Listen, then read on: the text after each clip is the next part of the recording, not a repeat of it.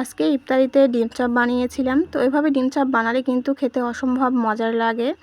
আসসালামু আলাইকুম, বিথি রান্নাবাড়িতে সবাইকে স্বাগতম। ডিম চপ বানানোর জন্য আমি এখানে দুটো ডিম সিদ্ধ করে নিয়েছি। আগে থেকে ডিমটাকে মাঝখান থেকে ফেলে নিয়েছি। ডিমটাকে আমি দুভাগ করে নিয়েছি। তো চাইলে যে যেমন ইচ্ছা সে যেমন করে ভাগ করে নিতে পারেন। তো আমি প্রথমেই দুভাগ করে নিয়েছিলাম। তো মাঝখান থেকে আরও একবার ভাগ করে নিচ্ছি। তো আমি একটা ডিম থেকে 8টা চপ বানাবো, সেই জন্য মাঝখান থেকে আরও একবার ফেলে নিচ্ছি।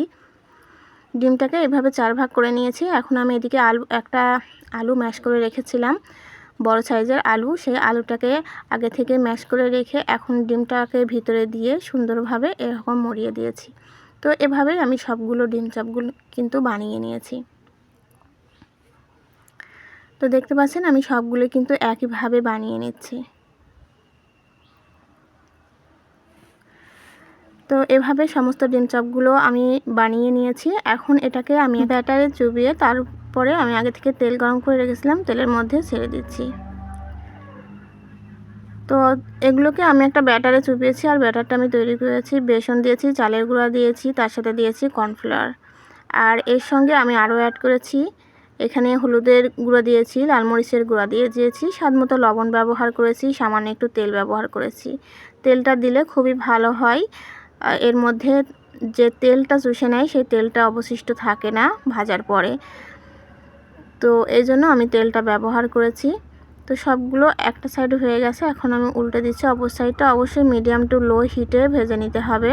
ভাজার আগে অবশ্যই তেলটা খুব ভালো করে গরম করে নিতে হবে হাই হিটে, তারপরে চুলার আঁচটা কমিয়ে দিতে হবে। তো খুব সুন্দর করে ভেজে নিয়েছি, উল্টে পাল্টে ভেজে নিচ্ছি।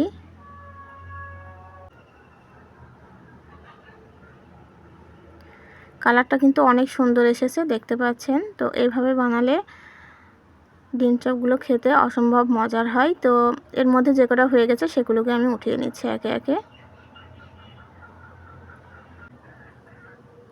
তো যেগুলো হয়ে গেছে এগুলোকে উঠিয়ে নিয়েছি, বাকি যেগুলো আছে সেগুলোকে আমি উঠিয়ে নিচ্ছি।